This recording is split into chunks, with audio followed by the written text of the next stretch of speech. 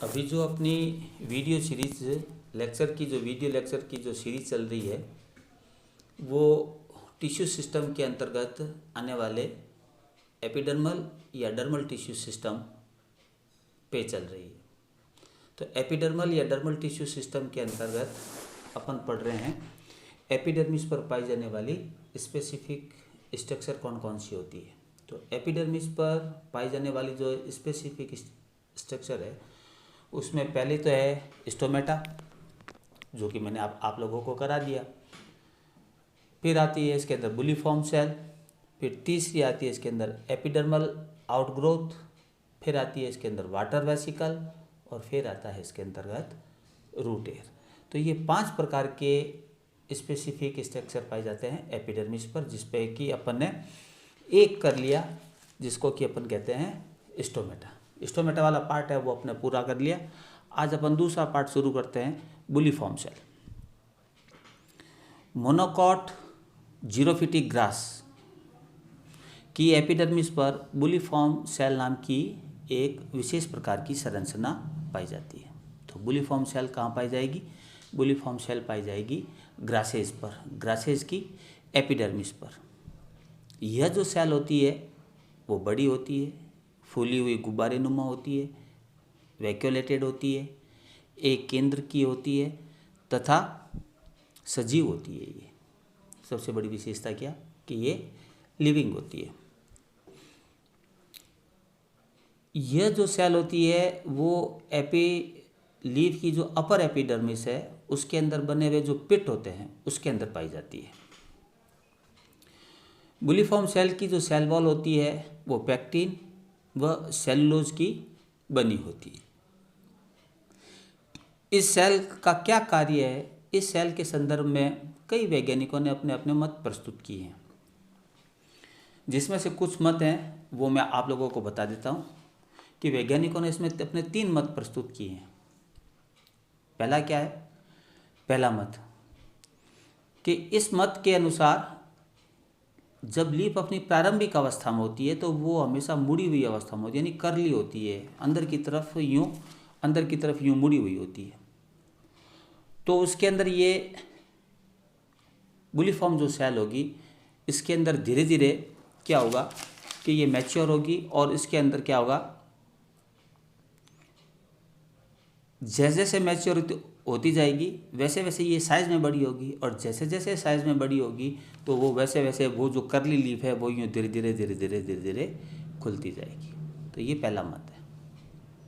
पहला मत क्या कहता है कि जो बुलीफॉर्म सेल होती है वो लीफ की अपर एपिडर्मिस पर पाई जाती है, और जब लीफ अपनी प्रारंभिक अवस्था में होती है तो वो कर्ली अवस्था में होती है, यानी अंदर की तरफ फोल्डेड होती है, मुड़ी हुई अवस्था में रहती है।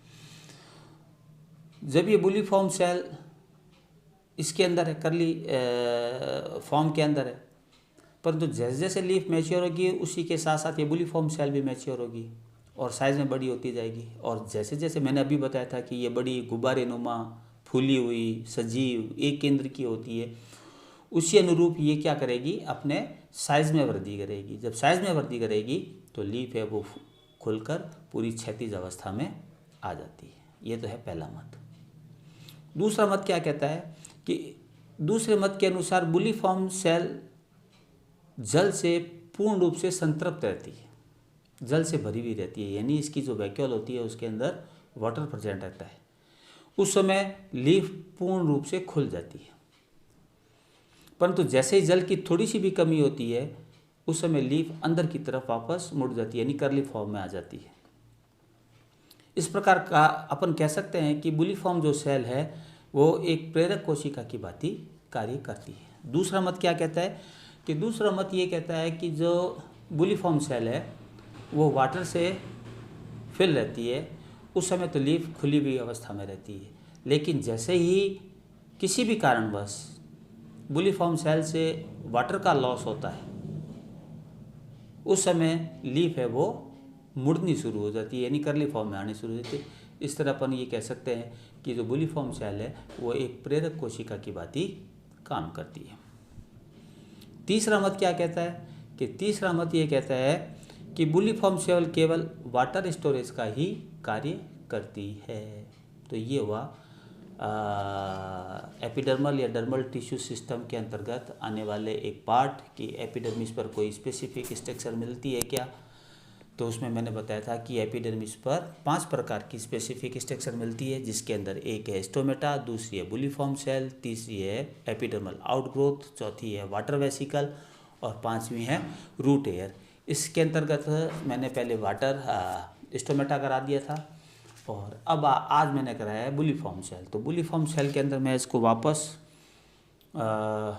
समरी कर देता हूँ क्या कि बुलीफॉर्म जो सेल है वो जीरोफिटिक मोनोकॉट ग्रास की एपिडर्मिस पर पाई जाती है, वो भी ग्रास की लीफ की अपर एपिडर्मिस पर उपस्थित पिट में पाए जाते हैं बुलीफॉर्म सेल। बुलीफॉर्म जो सेल होती है वो बड़ी, फूली हुई, गुब्बारेनुमा, एक केंद्र की और सजीव होती है। इसकी जो सेल है, सेल की जो सेल वॉल है वो पैक्टिन और सेलुलोज की बनी होती है। इस सेल का क्या कार्य है, इस संदर्भ में 3 मत प्रस्तुत किए गए।